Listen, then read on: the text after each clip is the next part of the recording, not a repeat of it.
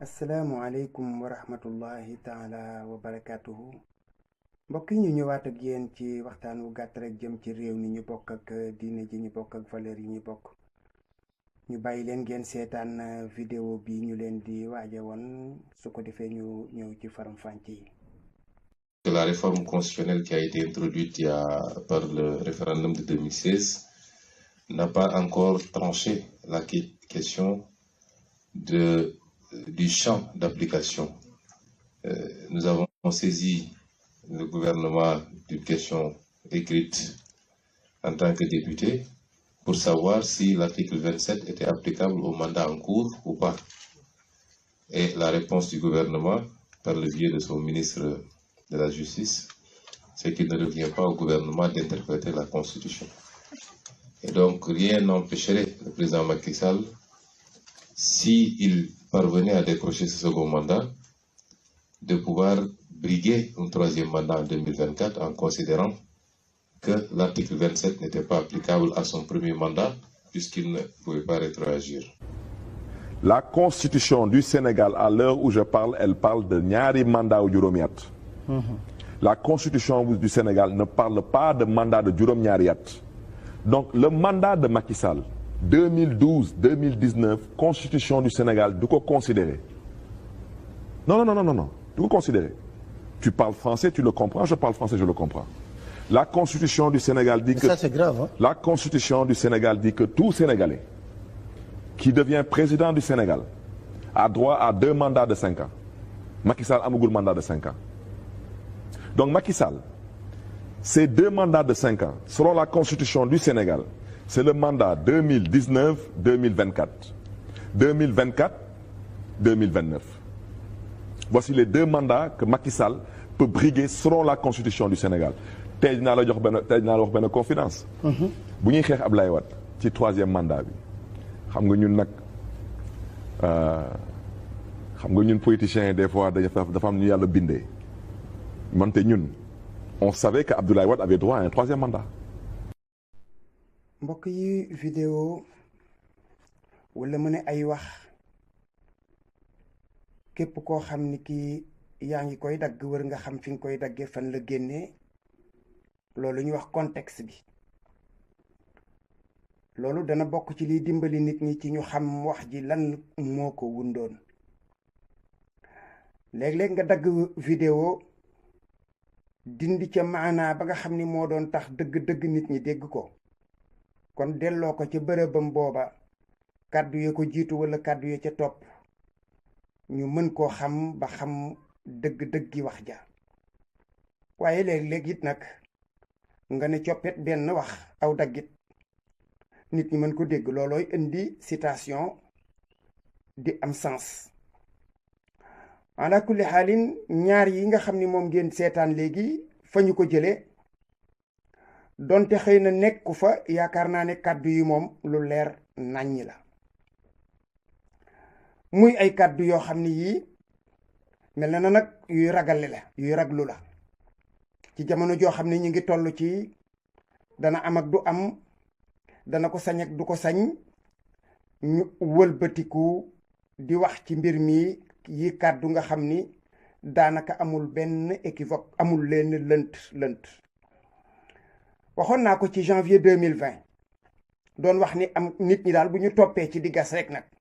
di gas ba yàgg dañuy jékki-jékki rek gis am pax mu ne léng-léngeeral seen kanam. kàddu yi nga xam ni moom la Ousmane Sonko wax su fekkee ne déggu leen français ñi ko ci déggul dafa wax ne réforme constitutionnelle bu 2016 bi waxagul lenn lu leer ci champ d'application maanaam nee na ñoom wax nañu moom jël na am sañ-sañu députéem laaj gouvernement bi pour xam ndax article 27 boobu mën nañ ko appliquer ci mandat bi nekk en cours wala mën naa nekk wala mënta nekk. article 27 bi nag lan la wax loolu maa leen koy leeralal dafa ne la durée du mandat du président de la République est de 5 ans point. Le mandat est renouvelable une fois point. Cette disposition ne peut être révisée que par une loi référendaire ou constitutionnelle. nee na diirub nekku président de la république muy nekk président juróomi at la benn yoon lañu ko koy yeesalal nee na disposition boobu maanaam loolu ñu wax ne 5 ans lay nekk te benn yoon nañ ko koy yeesalal nee na loolu référendum rek la ñu mën a jaar waaw wala déet wala boog loi constitutionnelle moo ko mën a këfin kon mu mel na kon moom Sonko bi mu laajee gouvernement bi mi ngi mel na rek jigéen joo xam ne ji dangaa laaj sa wujj nga ne ko yow dañ daan moome maag yow ñaari fan ku am jël ku jël ñaar sañ moroom jël léegi kat bi nga moomee altine talaata ji dama bëgg ñu soppali doxalin léegi par ñett la ñuy moomee kon yow da ngay daal di dugg kon àllarba jël sa àllarba ndax da ngay jël àllarba ak alxamis muy ñetti fan wala dañuy saxal ne altine nga jëloon talaata ak àllarba loolu ku ko laaj jigéen soo moytul danaan la man alxamis laa jëm waaye gouvernement bi ñoom ñemew ñu cee àddu moo tax ñu ne ko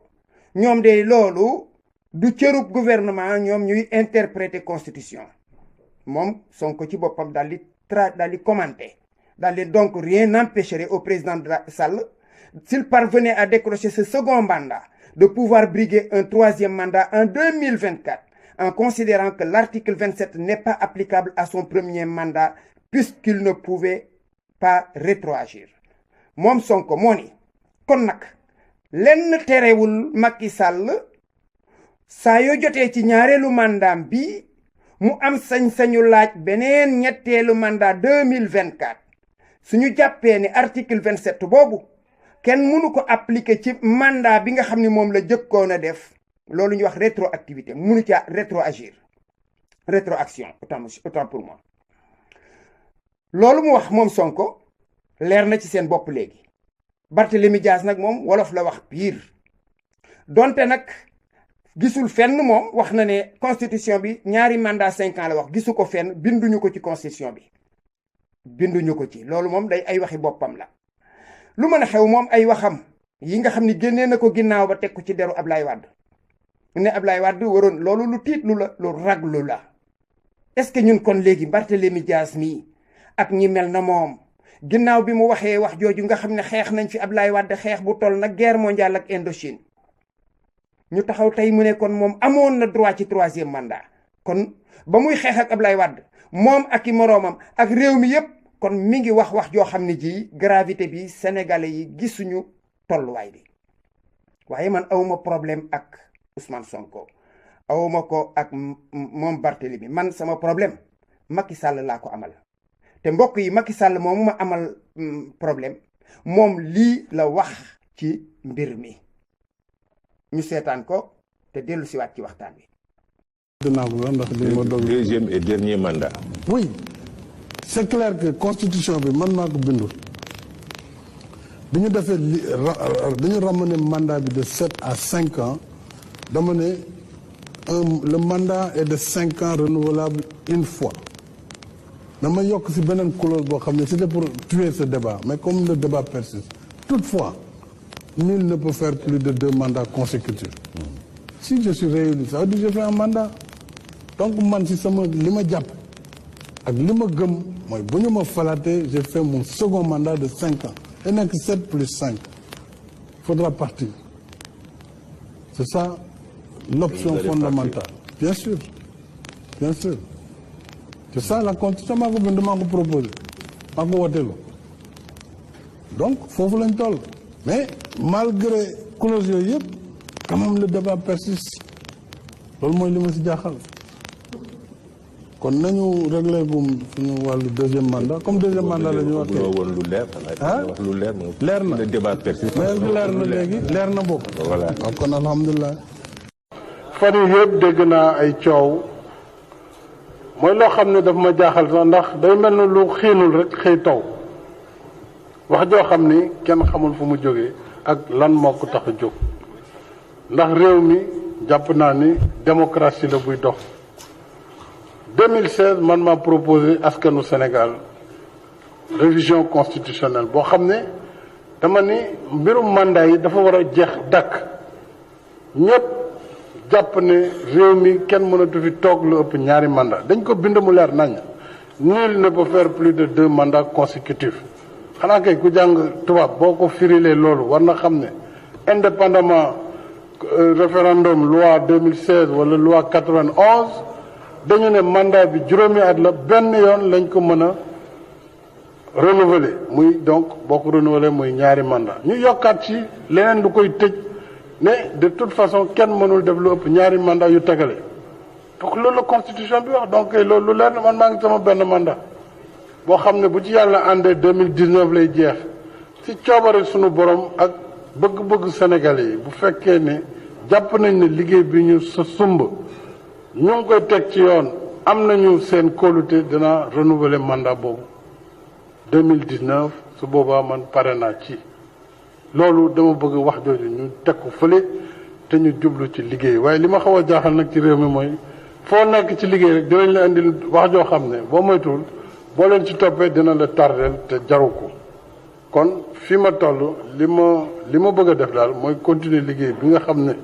yéen a ma ko dënk su paree ñu seet boo leen ñu wóoluwaatee am ngeen possibilité renouveler mandat président de la république su boobaa wax ji jeex na xanaa keneen la ñu wax ndax mënoo def lu ëpp ñaari mandat yu tegle waaye nag intellectuels yi dañu bëgg loolu jàpp fii interpréter fële ku nekk wane xam-xam ku nekk wane ne yow yaa mën a indi lii ak laa loolu yëpp lu baax la mais vraiment damay ñaan daal ñu bañ a di engager réew mi ci loo xam ne énergie bu ñuy perte la amul ñu njëriñ en tout cas man mii de jàpp naa ne mbiru ñetteelu mandat dinañ ma séentu fépp ba mu des ci mbir moomu la donc loolu dama bëgg ñu wax ko mu leer te mu yem. mbokk yi kàddu yooyu ngeen dégg président de la république wax ko waxuma wolof njaay de waaye yaakaar naa ne sama mbokki tukulóor yeeg joolaa yeeg séeréer yi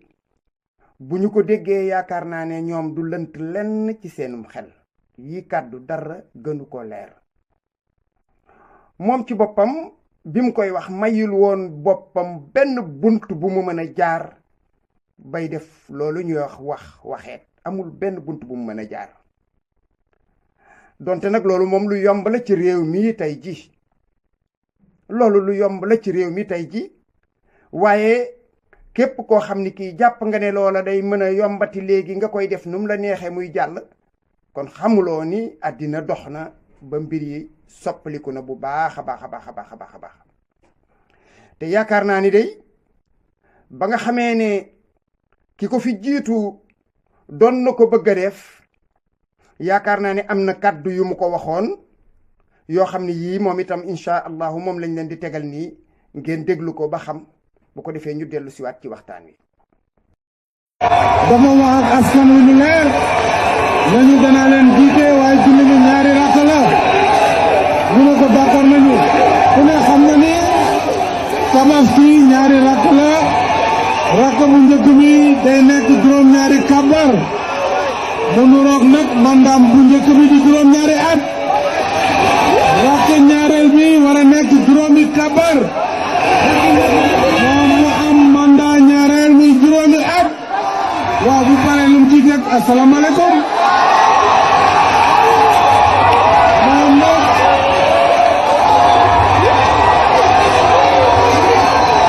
waaw ma ne léegi moom nee na du sëlmal nee nañu ko subhanallah imaam ne du dégg imaam subhanallah mu ne du ma dégg damay kabarat non pour un troisième mandat du mën a nekk kon nag président xoolaatal sa bopp xoolaatal situation bi nga bañ a dégg ñi nga xam ne ku dugg ci kàmb ñoo la ci dugal te bu tàngee ñoo njëkk a daw. mbokk yi dégg ngeen kàddu yooyu am naa yaakaar ne ba tey nag mi ngi cim xelam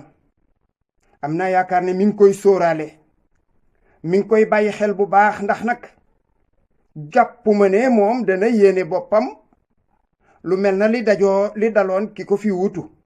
te loola moom xam na ko waxoon na ko kooka ba mu dëgëree bopp nuur ca la mu ne fa mu mujj moom ñëpp gis nañ ko. yaakaar naa ne loolu dana ko bàyyi xel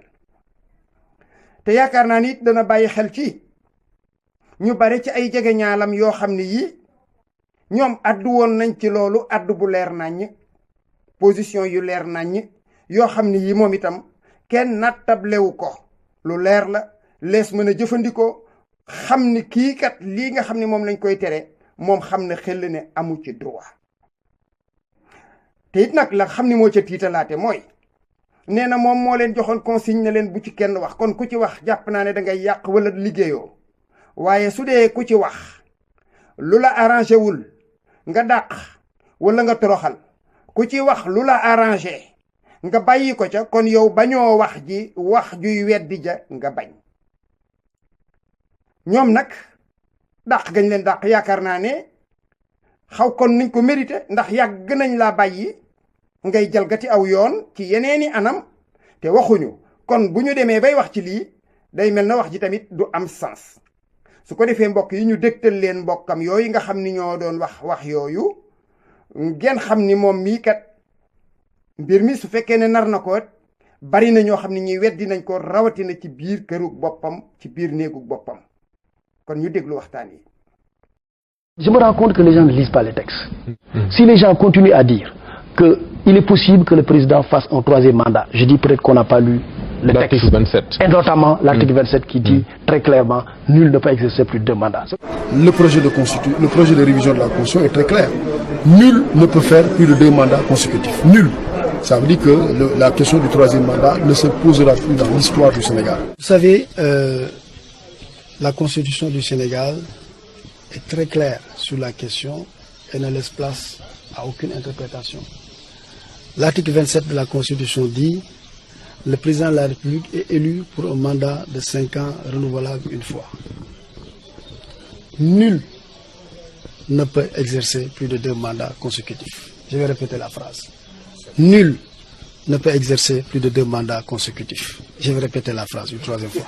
Nul ne peut exercer plus de 2 mandats consécutifs. Est-ce qu'il y a place à interprétation? Vous pensez vraiment que le Conseil constitutionnel ne va pas émettre le même avis que sur le cas Abdoulaye Wade en 2011? Du tout, parce que là, on vise la personne encore une fois. On se pose la question, qui est Macky Sall, président de la République en 2012? Est-ce qu'il est redevenu président de la République en 2019? On dira oui, les mandats étant consécutifs, portant sur une seule personne, il ne peut plus être candidat. C'est très très clair. Lors de son interview du 31 décembre, il l'a réaffirmé. Nul ne peut faire 2 mandats consécutifs. La Constitution est claire. Donc il n'y a pas de débat en la matière. Mandat bi yóbbu ko juróom-ñaar indi ko juróomi at te kenn dootu ko laal mi ngi ci biir donc amul 3e mandat amul dara ndaxte te wàññi ba ñuy wàññi pour xam ndax ñaari mandat yi am na bii muy def nii ci la bokk donc loolu dama bëgg Sénégalais yi dégg ko bu baax amul risque 3e mandat wàññi bi bii bokk na ci ñaareel ba muy diir mooy makk bu mujj donc loolu war nañ ko dégg bu. Je l'ai entendu dire que c'est de son fait et de son gré qu'il a fait introduire dans la Constitution la limitation du mandat à 2. Est-ce que vous êtes favorable à une limitation des mandats dans l'espace francophone, par exemple, 2 mandats, pas plus? Oui, j'ai voulu donner un exemple. Parce que les exemples, il faut les appliquer à soi-même, si on veut être crédible. J'ai voulu, parce qu'avant mon élection, mon prédécesseur a voulu un 3e mandat qui a entraîné le Sénégal vers une période de tension vive. Il y a eu des morts, il ne faut pas qu'on oublie ce qui s'est passé. Et c'est la raison pour laquelle j'ai dit qu'il faut prendre le contre-pied et montrer qu'il est possible de remercier les électeurs et d'indiquer qu'on pouvait renoncer à des années de pouvoir. Comme moom moo wax lii bind ko urbi et orbi mu wër àddina yépp ne yooyu dootu fi am dakkal na ko ci Sénégal. Il ne faut jamais oublier le contexte de 2011. C'est un contexte particulièrement difficile dans l'histoire politique de notre pays où pour un 3e mandat, le peuple est descendu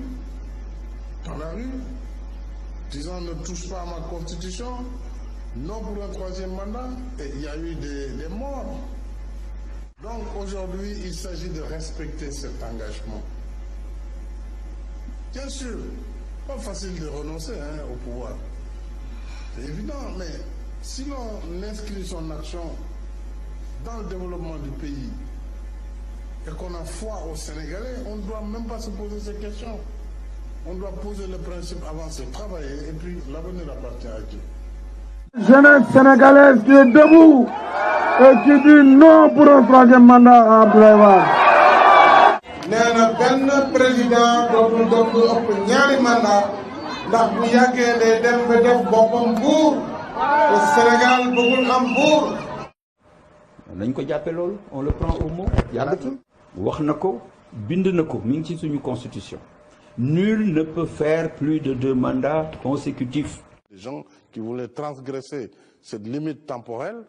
mais le peuple veillera et l'évolution de notre pays fait que cela n'est pas possible. Dans certains pays, des gens pensent qu'ils doivent rester plus que nécessaire parce que peut-être ils ont une mission particulière. Ce n'est pas mon cas et je pense qu'aujourd'hui, tous doivent tenir compte de la réalité du monde d'aujourd'hui. Moi qui ai été président pendant plus de 19 ans,